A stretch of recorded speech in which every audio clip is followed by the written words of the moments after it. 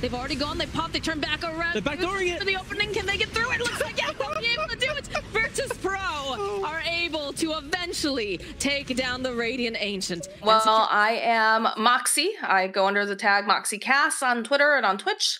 I am a Dota 2 caster. I've been casting Dota for several years now. Been working with the DPC over in the Western European and Eastern European regions for the past 2 seasons, and I'm a very big NASA Dota fan as well. From this equation, Carl, jumping onto the back lines, has a Hex out, but they can see Yatoro over here. So I didn't ever really consider it, honestly. I started doing it all started with streaming like a long time ago. Basically, I just started streaming my Dota pubs and people were enjoying, the fact they could watch me. I don't know. I've been told I'm very positive when I play, which people find very confusing because they're like, how are you having fun if you're not winning? I'm just like, I don't know. I enjoy playing it. But I started amassing a pretty big following and I started running in-houses. And there were too many people, obviously, to play in the in-houses. So I was like, I'll sit out and I'll just cast. Seems like it'd be fun. Just kind of joking around, memeing or whatnot. And people were like, you're actually really good at this. You should continue, would you like to, cast my amateur game for 82L or, Noda Winter or whatever? And I was like, sure, just for fun. Started doing that, started gaining more and more of a following based off of it. And then eventually Moonduck ran a caster crucible where they encouraged a lot of wannabe casters, show your stuff. What do you think you can do? Do you think that you're good enough? Well, let Twitch decide, basically. And I didn't want to do it. I didn't want to do it at all because I was like, Twitch chat is so mean to women, so mean. And I don't want to have to deal with that. And I noticed a friend had signed up for it. And he was like, I just sent him a message. I was like, hey, good luck. He's like, oh, are you doing it? I was like, no, absolutely not. He's like, oh, come on, please, come cast with me because, otherwise they're going to pair me up with someone totally random who I don't know, or it's going to be just me by myself. And basically he talked me into doing it. So I entered the competition with Forge and we did really well. We were the only casting duo to get, I think, an entire game. And we placed second highest or something like that. Shortly after that, Moonduck reached out and they're like, hey, you're not bad. You want to start doing these little random, I think it was for Eastern Europe, little cups that we do occasionally? I was like, sure. They're like, we'll pay you. And I'm like, oh my God, that's incredible. Let's do it. So that's how I kind of stumbled into the casting scene. Drop the Wukong's command. Down will go Miposhka. This is not looking good for Yatoro. No, Carl gets the kill. I think anything, people tend to be very resistant to change. But I also believe we need to be giving opportunities for other people to get their foot in the door. I actually applaud BTS recently for the amount of ladies that they have tried to include because they had Kips, they had Sheepsticked, they had Natti, I believe, I'm not familiar with her, and they had Sumi and I, which was the most women I think I've ever seen on a Dota 2 broadcast. Oh, and Shiver, of course. Shiver's just become so, part of the crew. I think that's really awesome. And the fact that they've worked really hard in the last year to make sure that their chat moderation is really good. I actually really am proud of the guys that were working on it. I think Zex was doing a lot, one of the BTS mods, Spaniel, Basie, all of them, Nina. They're trying really hard to make sure that they had good filters set up so that the women who were casting for BTS, at least on the Dota side, would feel a little bit more comfortable, because that is one of the biggest hurdles, is getting over the just the nasty stuff that gets slung at you when you are different coming into the scene. There's a lot of people, it's the vocal minority, because I think a lot of Dota players, either they don't care or they're like, yeah, I'm not going to open Twitch chat anyways. But there are some really nasty people out there that a lot of women and just minorities in general will take a look at and be like, I don't want to force myself into that. I don't want to have to deal with that. And so they just don't ever start. So I'm really impressed with the way that BTS has tried to be more inclusive recently. But I'm not sure it's going to be enough to save you this time, especially not with the nullifier, not with the damage coming out from the side of T1.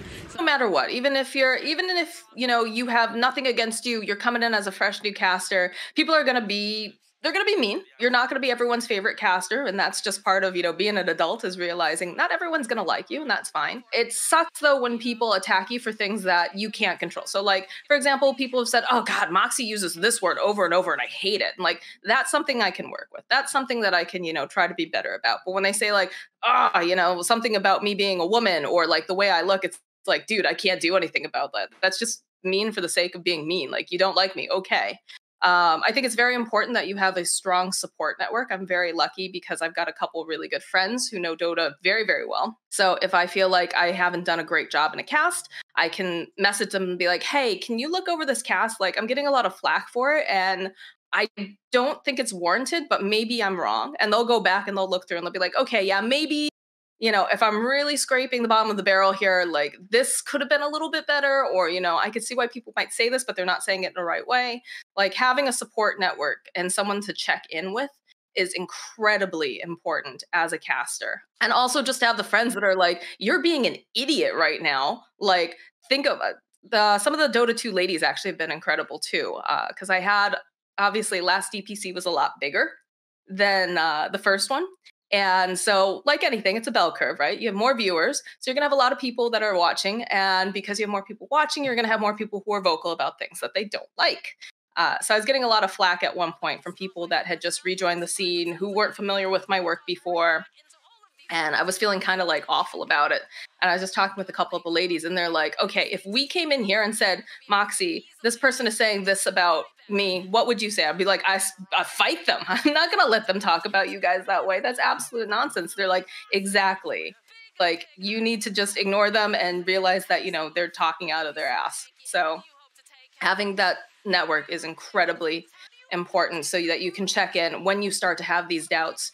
You can, just double check, and your friends will say, yeah, this is, something you need to work on, or absolutely not. They're just being mean for the sake of being mean. They just keep throwing out the sheep stick. They're trying to put out enough damage. They just are having trouble with this lockdown too. Just keep going. I think that this is a problem amongst a lot of online communities because of the fact that people feel emboldened because they're hidden behind a keyboard and screen. I know that we have issues with this in the North American region, generally against Peruvian players. The second that you open up your mic and you hear someone with an accent, people are unfortunately really awful. Same thing with the Chinese American stacks that we'll see in, NA. Over in Western Europe, we'll see, a lot of people, you hear a Russian accent, people are just like, oh my God, we've lost. And over in SCA, people are really awful if you hear like a Filipino accent. It's not a good thing by any means. And I think this ties into the fact that we've had a couple conversations now about just ladies, right? Ladies getting harassed in their video games, and people, we were telling them, because they're like, oh, what can we do about it other than, you just mute and move on. It's like, you call them out. You say, hey, that's not cool. You need to stop it. And if they keep going, obviously don't get into a fight on the internet, because that's the worst idea ever, because no one wins. But you've at least let the other person on your team know, like, hey, we don't think this is right. And you've also let the other person who was making those comments know, like, it's not okay to be saying that. And then eventually, you mute. The same thing needs to happen with racism. I have that happen a lot on my pubs, just in general, where I'm going to be playing. Somebody says like, oh, something Peruvian. And I'm just like, stop blaming the fact that you're losing on the fact that you have someone who might be Peruvian. Like, blame it on the fact that you're like 0-13-2 on your, Void Spirit. Like, chill out. Like, it's just not cool. And I think we need to see more of that. Coming out just in general. I know it's tough. Like, again, it feels kind of futile when you're arguing on the internet, but when you have these one-on-one interactions with the actual like person and just say like, dude, you got to stop, or just moderation. Again, it comes back to moderation in Twitch chat, where people might be saying some really racist things and you just ban them. That's something is a conversation I've actually had to have myself, because I try to be pretty tolerant about stuff and like try to, have conversations with people. But again, a couple people I was talking to, because I was like, this guy came in and he said this, but, was it really that bad? And they're like, Moxie, if someone walked into your house and was yelling that at you, what would you do? And I was like, I'd kick them out. They're like, Twitch chat is your house. Kick them out. That's absolutely not okay. So I think we need more moderation in Twitch chat like that towards racism. And then, when you're in your pubs, if you encounter something like that, just be like, dude, stop. Like, it's not helping the team. It's only going to make people tilt and be worse. Like, you're not helping. Stop. Shut up. Zephyr's just rolling on through and just trying to keep them alive here, coming out from a potion. We did have the buyback. Not at all.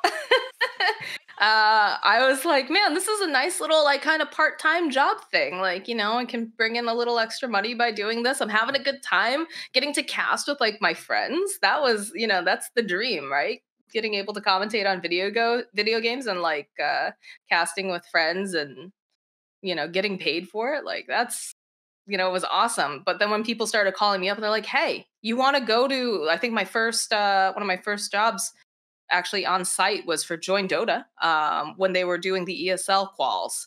They were like, "Hey, Moxie, you want to come out to Germany?" I was like, "Oh my God, do I? Yeah, that sounds great." Like, I couldn't have imagined that, I'd be living in Sweden for like 6 weeks at a time for DPC. Now it's wild. 23 Savage is looking pretty darn good. The egg pops. Collapse goes down. Kuku also to full here as Mira. Well, I think aside from the very blatantly obvious, the one thing that I think a lot of people don't understand is there is this weird middle ground when you are casting.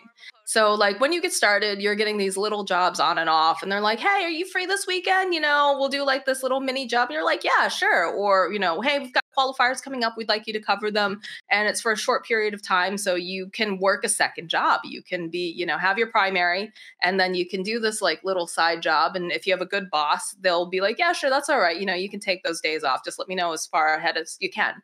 But then you start to wander into this weird territory of you're going, well, at least back before the DPC, you're going to be flying out maybe once a month.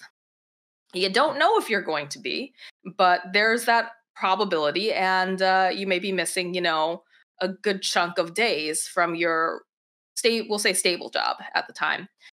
That's when it starts to get really scary because you can't continue both jobs at that point. You have to pick one or the other because obviously your boss is not going to like you going away from your job for, 2 weeks at a time, like maybe once a month, maybe every month, like you just didn't know back then. And then also you can't afford to turn down jobs. If you're, being a caster, you're trying to make a name for yourself, you need to accept every job possible. So when you get into that weird position, monetarily, it is so hard. It is impossible because you're trying really hard to, make sure that you've got enough money to pay rent, to pay for food, to pay for electricity, internet, everything. But at the same time, like you're taking a risky jump. And I was very lucky because I had a little bit of money saved up. And I remember when Moonduck approached me asking if I wanted to be a part of Moonduck, they were like, "Look, this is going to be hard, but, we'll try to give you, some support or whatever, try to throw a couple jobs your way, blah, blah, blah, blah, blah." So it was one of those situations where I was like, okay, this is going to be really hard. I'm probably going to have to dip into savings. But it was also one of those things where I said, if I don't do this now when I have the option to do it, I'm always going to wonder what if. So I took the leap. And it's so hard. It is incredibly hard because you're panicked about money all the time. Like my grocery bill was non-existent. A lot of people were funny because they were like, "Oh, Max, you're looking a little skinny. You look like you've lost weight. Good job, girl." And I'm like, "Yeah, constant stress and anxiety and a little bit of depression. That's the diet. That's what, because you're just always, it's the esports hustle. Like until you reach the top level, you are always worried about where your next paycheck is coming from. You're always worried, am I going to be able to pay rent? Am I going to be able to, keep doing this? And my deal with myself was I'm going to keep doing this until basically I monetarily can't, or obviously, if my mental health gets too poor, then obviously I have to step back. So I'm very lucky that I can make that decision. But for a lot of these other guys, you can't. It's too hard, or you need to have, it's no, like if you look at all the casters in the scene, actually, most of them either have roommates, girlfriends, wives, something else that they can fall back upon in terms of support if those jobs weren't coming in. There were very few of us that didn't have anything like that. Like it's hard. It's really, really hard. I think that's one of the biggest things that a lot of people don't realize. They think, oh, if you're going to lands, you're getting plenty of money. You're fine. You've hit the big time. No, it's not until you hit the S tier level that you can really stop worrying about these things. Boys of VP, but is it going to be enough? Versus the DK, versus the Panda, versus the Jug with the healing ward, versus the Rasta. There's more jobs in a sense that, we're seeing a lot of people finally getting their chance to kind of step into the limelight. Like Avo Plus, Seek and Strike, MLP, John X Fire, like, some of these duos are finally getting more attention because they have steady work, right? They've been covering, some of the lower divisions, and they're presenting a very strong, solid product. But then the other issue becomes if you're not picked up for those 6 weeks of DPC, you don't have work. And that's scary for like some of these other casters who, they're trying to break through, but there's no other work available, really. You've had a couple of like these smaller cups that pop up occasionally, which I'm sure are pretty nice, but the budget is always really tight. I know some of the guys have been trying to, have more of a baseline, I guess, for, you know, what they're going to be charging for casting. But you do run into the problems where some people are so hungry and so desperate that they'll do it either for free or they'll do it for like no money at all, which then ends up hurting the ecosystem just in general. Because if a TO believes that they can get away with paying a caster next to nothing, then they're just going to keep doing that. They're not going to present, you know, halfway decent rates for these other casters, people who are, you know, in that weird middle ground where they're trying to, you know, survive off of it. So it's weird because yes, we're getting more steady work, but at the same time, like there's lesser options for these up and coming casters or people who are aspiring.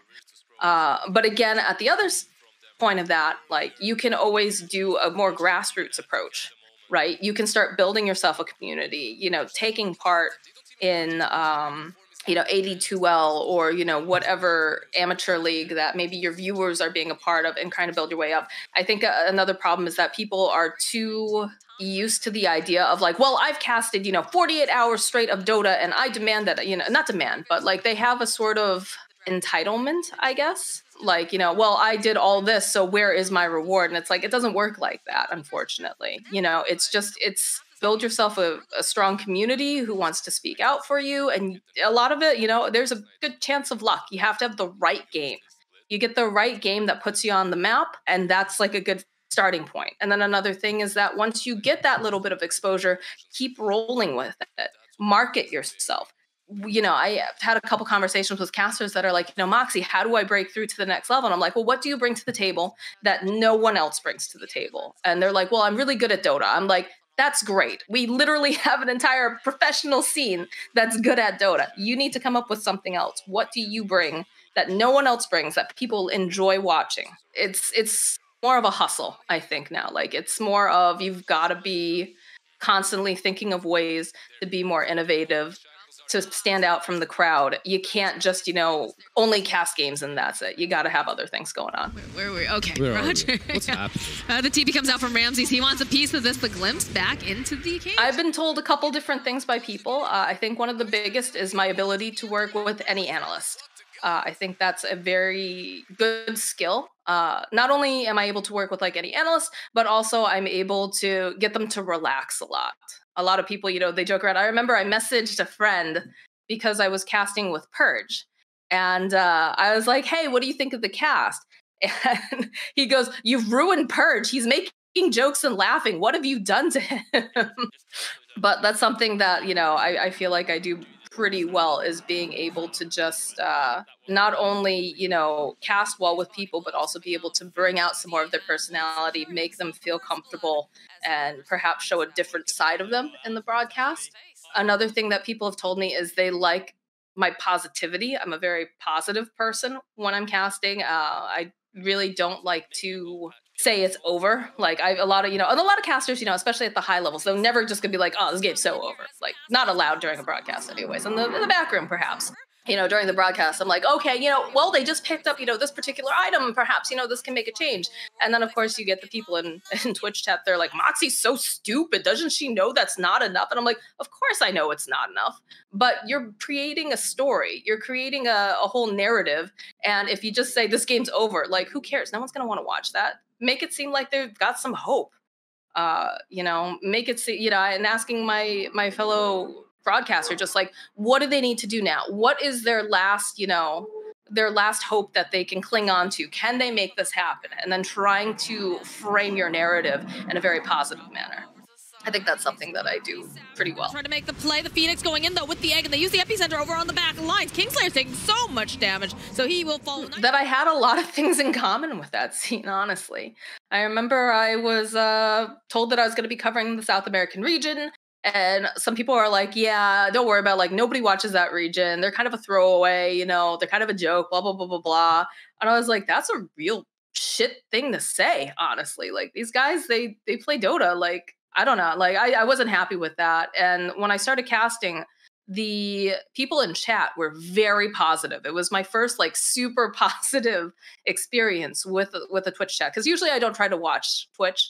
I usually keep it closed. But back then, like, especially when you're running your own production, which a lot of people don't realize, like, you need to keep Twitch chat open in case your levels are off or something, or there's an interruption. You need to be able to see the chat. So chat will be like, oh, you know, this person's mic's too loud, or you've left the overlay on if you're like brand new and you're not used to that stuff. The South American fans were so nice. They were like incredible. And it was the most positive experience I'd ever had with Twitch chat being a caster. So I kind of said like, all right, South America, if you're gonna, you know, be this like embracing and like open to the fact that, you know, I'm casting and like this positive, like, you got me. Like, I'm gonna do my best to hype up this region. I'm gonna try to represent your people well. Over time, casting a lot of these qualifiers, you know, you're in the lobbies with the players, you're joking around, you know, you occasionally get a message from one of them that's just like, hey, you know, thanks for casting our game. Like, you know, it's really nice to see, you know, someone who cares. It kind of creates a bond in some senses. So, you know, seeing these players that forever people were kind of like, you know, mean to, and then hearing everybody be like, oh, you know, SA is a joke region. They're never going to do anything. They're not going to be good. You know, I had a couple people like within the scene that were like, Mox, you're wasting your time. You're wasting your time. That scene is nothing but a joke.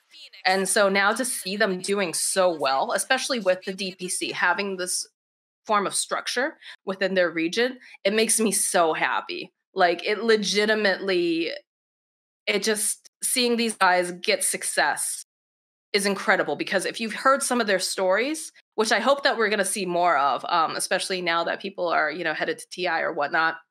But if you hear some of the stories about how some of these players ended up becoming professional players, the things that they've sacrificed, some of them have run away from home because their parents wouldn't let them, and they ended up crashing on people's couches in different countries. It's incredible. And like, it makes me so happy to see people actually respecting the region now, and seeing that, you know, given the right opportunities, and again, this comes back to like a socioeconomic thing, but, you know, given the opportunities, given the fact that they're actually, you know, getting chances to win money to also solidify, you know, that not having to worry about, you know, am I going to have enough to eat this month? Am I going to be able to afford electricity, whatever, like, and they can just focus on the game is huge. So that's why I've got a very strong place in my heart for South American Dota, because they embrace me and I embrace them. And, you know, I don't forget where I come from. I don't forget where, you know, my people are, so to speak, even though it's really funny when they're like, yeah, Moxie's South American. I'm like, no, guys, I'm not. They say she's Peruvian. I'm like, no, I'm definitely Korean American, but okay, guys, I love that you feel that way about me. The LSA, they use the Laguna. They should be able to follow up the Burrow Strike here from Ku, and it's a dead D. Yeah, I mean, the person I was talking about was Pepita. Pepita has, or I guess he's Mariano now from Infamous. He's been around forever in the SA Dota scene, and originally he ended up having to leave home.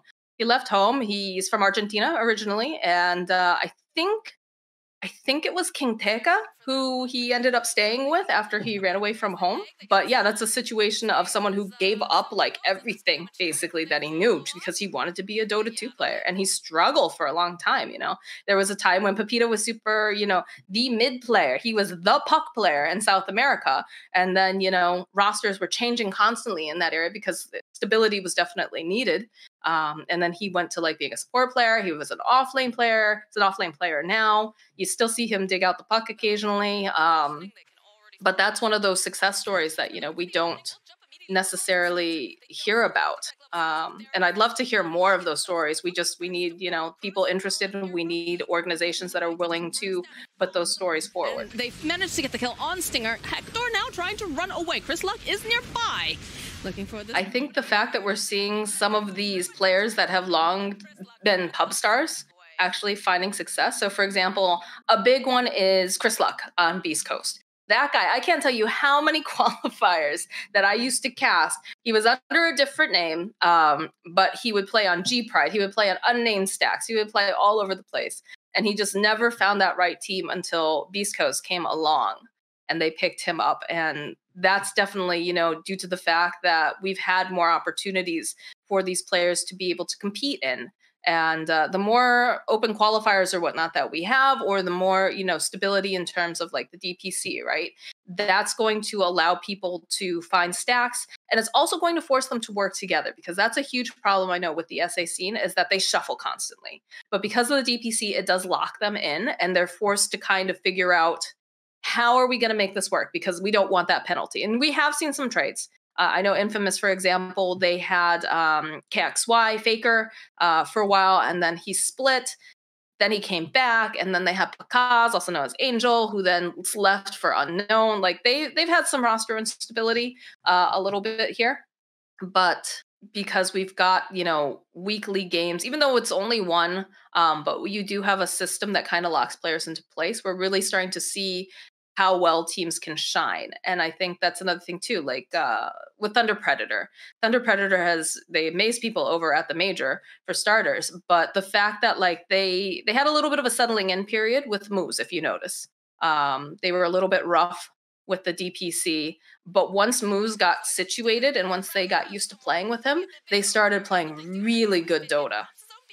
And I think that, again, has to be attributed to the fact that, they stuck with their rosters. The teams that are doing the best, generally speaking, within DPC are the teams that have kept the same roster consistently, who have been practicing and trying to figure each other out, not the teams that have been constantly, shuffling people, kicking people, and whatnot. They end up using the song, probably not necessary, as they do manage to find Zhao Wei yet again. I was surprised about Thunder Predator, if I'm being 100% honest, just because they tend to have difficulty on LAN. And this is just due to the fact that they haven't had as much experience being on LAN. I still think that they're really talented players. I'm a big fan, actually. But that was when I saw that they were going to LAN, I was like, I'm not sure how they're going to do there. But they really looked good. Like they were solid. And I think part of that too has to come from the fact that a lot of the other teams, I don't talk to them directly, so I'm not sure if this is 100% true, but in the past, they have kind of discounted the SA teams. They're like, they're not going to be any really need to worry about. And I think Thunder Predator making that run like they did definitely made them realize, oh, wow, there's another team besides Beast Coast that we need to be paying attention to now, that we need to, be studying and make sure we know their heroes and how they play.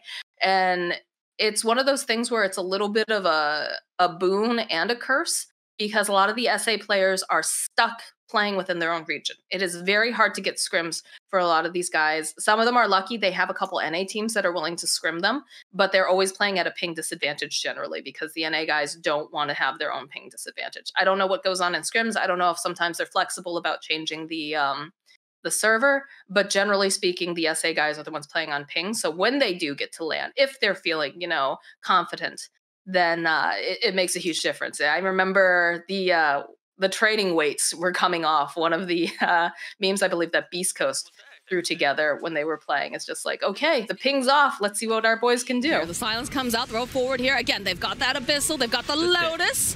You can hear that there was a scream. So I'm sticking to this. I think an SA team is going to place top 5 this year. I don't know which one it is. I'm a bit of a Beast Coast fangirl, as many people already know, but I would just be thrilled if Thunder Predator managed to do it. If SG did it, oh my God, that would be incredible. I'm still not sure about how SG is going to do just yet, but they looked so clean during the qualifiers. So I believe that this is a year because SA has had the opportunities to really grow. And I think a lot more teams, though, are going to be paying more attention now, especially after, Thunder Predator's run in the Singapore major.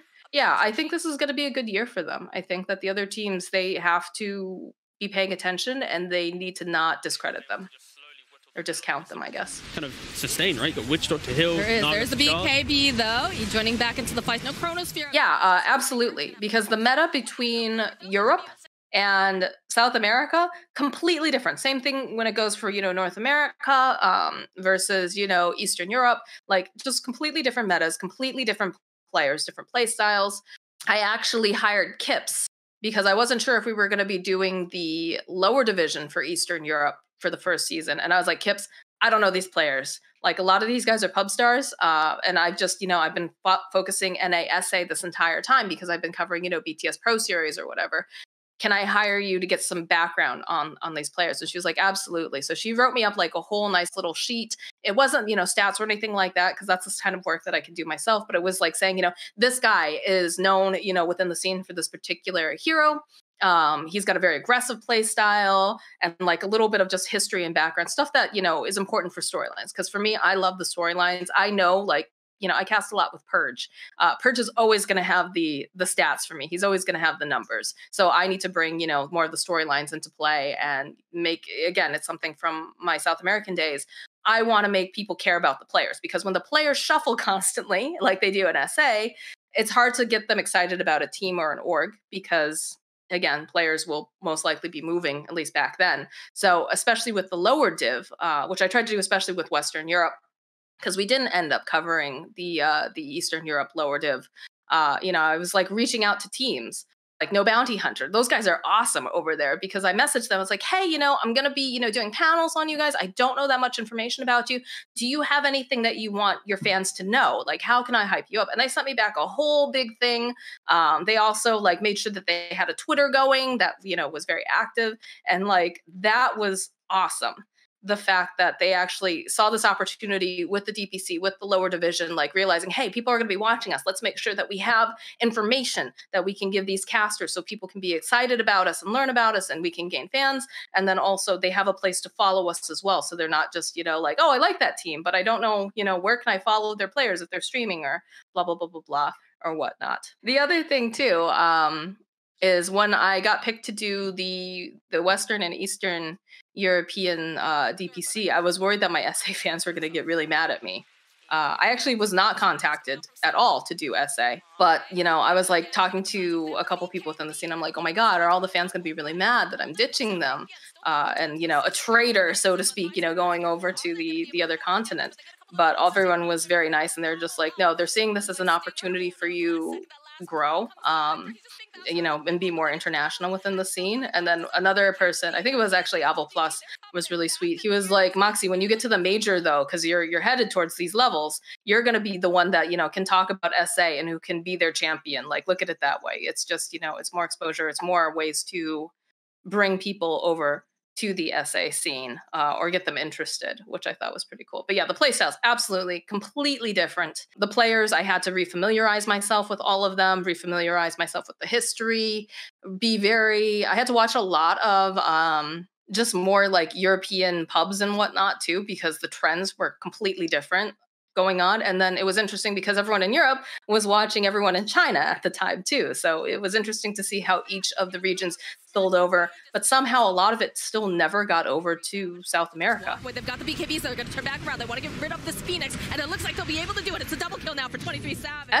Continue to play SA for lack of anything. I mean, like when the Earthshaker shard first came out, like Europe and Eastern Europe, they were picking up Earthshaker like every game. Like that was a very high priority. And I was looking over at the NA and the SA games, and like they weren't really interested in it, like at all. A lot of the Chinese teams started building Diffusal super early because the fighting meta was just so strong at the time. And we started to see a little bit of that coming over into the Western European region. But then like it didn't come over to NA or SA for like a much longer time later. The trends were just really interesting, how some regions were just strictly, comfort picks. And we see that too with NA, right? We see that, the like Luki Luki's team, they all have very specific heroes that, Dog Champ and whatnot. They all had very specific heroes, and they just would have to ban out, the flavor heroes, even if they weren't meta, which I think is really interesting too. So yeah, you're seeing a lot of these trends that just don't spill over until we get to international Dota play, which is why the majors are so awesome to watch, because it's like which region had the best Dota. And sometimes it's not even which region had the best Dota, it's which region does the other region not understand and they weren't prepared for. And it feels like that with Collapse. He just sees the opening, immediately goes for it, whether or not there's enough people around him. I mean, I'd love it, obviously. That's like you said, that's the dream of everyone in the Dota 2 community, is somehow being a part of the international. I would love to like be able to work groups. I think that would be a lot of fun, especially considering the fact that, casting over in the Western European region, I've casted games that were TI level quality, honestly, which I think is pretty wild to think about. I'm always trying to improve though. Like I know that I have these momentary brain farts or whatnot.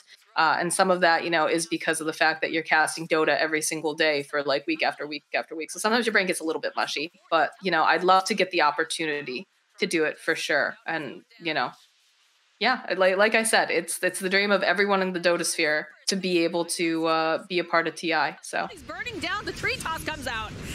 Down goes Zephyr. been around for a long time. Like before he was Avo Plus, he was Darklight and he was D Swordfish. He was casting in Spanish and in English. And I remember I did a broadcast with him where I was like trying to find a co-caster that knew SA Dota. There was like none back then, like hardly any. So someone was like, "Oh, talk to Darklight," and I was like, "Okay, I don't know who this is at all." And it was, now Mr. Avo Plus, as he calls himself. And he had such a passion. He's like, "Yeah, normally I'm casting all these games in Spanish, but I want to try to do more in English." And he was like such a delight. But it also did come with, we talked a little bit earlier about racism. We were casting and I was like, man, this guy's so good. He's so smart. Like he knows all the players. Like he speaks Spanish, I thought that was so great. And like, meanwhile, I have people in my Twitch chat that I have to ban because they're like, why did she hire the dishwasher to come cast here? Like with her. And I was like, get out. Absolutely not. Like people were just, and so it's a really, like, to end it on more of a positive note, the fact that people are appreciating him now and we're seeing less of those sorts of terrible comments, like that makes me really happy. So I would love to see Avo, like, especially like after everything, I would love to see him getting more work. I think he's an incredible host. Like the energy he brings is awesome. A decent amount of damage. Toss back. Looks like they'll be able to take down Tiny. Yatoro though, Faz's. I like it a lot. I love the fact that we talked about the BTS qualifiers having a lot of women involved. I think that's really good because it's making it more normalized. And the more normalized something like this becomes, the less we're going to hear people, grumbling about, this or that or making sexist comments because they're going to realize they're no longer welcome. And that it's not changing anytime soon. You're going to be seeing a trend of more ladies. I'm very happy to see Kips get picked up. Actually, she's a good friend of mine. She has been hustling super, super hard for a very long time now. And I love the fact that, we saw like Sheet Sticked. She also got picked up. I think she's got a lot of really good insight. I think that she needs a little bit more time to grow as a broadcaster, but she's definitely, a person to be keeping your eye on. So I really like seeing that. I like that, you were seeing programs also like Dota Valkyries show up where we're trying to make it not necessarily, I know I believe the whole goal of theirs is to elevate players, like players that are female players that are looking to go pro, but it's also just a really encompassing space, which is important because, I've heard from people who have had ladies on their team, like professional teams, and like other teams won't scrim them. Or they take them as a joke because they're like, you have a girl on your team. Like, we're not even gonna bother. And like, that's very disheartening. So being able to provide a place or just, again, seeing more like women talent on screen makes it so that more women are more likely, A, to check out our game, which is really good because you can always use more growth. B, calm down some of the angry not calm down, I guess, but, I guess it's more enraging, the angry naysayers. But also making them realize like this is not going to change. Like if anything, it's going to grow. You're going to be seeing more ladies represented here in the scene, and then providing them the spaces where they feel like, okay, yeah, I can play this game, and I know that if someone's really like rude to me, that there are going to be people who either you're stacked with them because you found them through a community, or maybe you've just been listening more often, and when you see someone who's getting harassed, you realize, hey, I got to call this out. And makes a better community, and it's more friendly for like not even just women, but like we talked about, other minorities as well, realizing someone's got your back. You're not going in there alone. You're not going to have to sit there and listen to some jerk, just say a bunch of really nasty, toxic stuff to you. Like, that you've got some people there that are like, hey, you need to cut it out. Stop it. It's not welcome. And then you can mute afterwards if you need to and do the report system. But it helps to just have, representation just in general. Right, and they go for the egg, trying to find anyone that they can. Not going to be able to do it. The buyback now coming out from Sko. They want to try to punish on. It shifted it a lot because many things got moved to remote, which I know personally, like that has been a little bit rough for me because I live out in the middle of the countryside and I only have one internet service provider that I can pick from. I don't have multiple lines of internet that I can, try to find a better solution. So like my internet has been choppy off and on, unfortunately, since COVID happened. It's starting to finally calm down a little bit now because people are going back to work now that the vaccine's out. But during that time, I would have TOs that might reach out to me and they're like, "Hey Moxie, we're going to be doing a tournament. We'd be interested in hiring you." And I'd have to tell them, like, because I try to be very honest about this stuff. I don't like hiding things because I feel like that just makes you a dishonest person. I said right up front, like, "Hey, just a heads up, my internet has been a little shaky. There are going to be times where I might be dropping frames. I want you to be aware of that." And like, that's scary because I need the work. I needed jobs. I made esports into my career. And I was very lucky because some of the groups understood that and they said, "No problem. We're going to try to look into some solutions for you." And so, like, for example, with Beyond the Summit, they were great because they hired Pythian for me a lot of the times, who was doing remote broadcasting. And it also took a lot of pressure off of me because, I'll be honest, my production skills are not that great anymore because I've been spoiled and I've had, the greats like JJ and Scriff and all of them running them for me when I go off for events or whatnot. But they were really accommodating, which I really, really appreciated. I think some of the OGA guys also ran remote production. And I think WePlay also did a little bit of remote production as well. And I feel like that, if you're going to be running something like the DPC, I feel like that's super, not necessary, but is just like a really nice touch to make sure that your production goes smoother. Just have, people remote in. And I think some of the like Counter-Strike groups have been running that for a while now as well. But yeah, most people, they've had to be remote. Which also means remote pricing.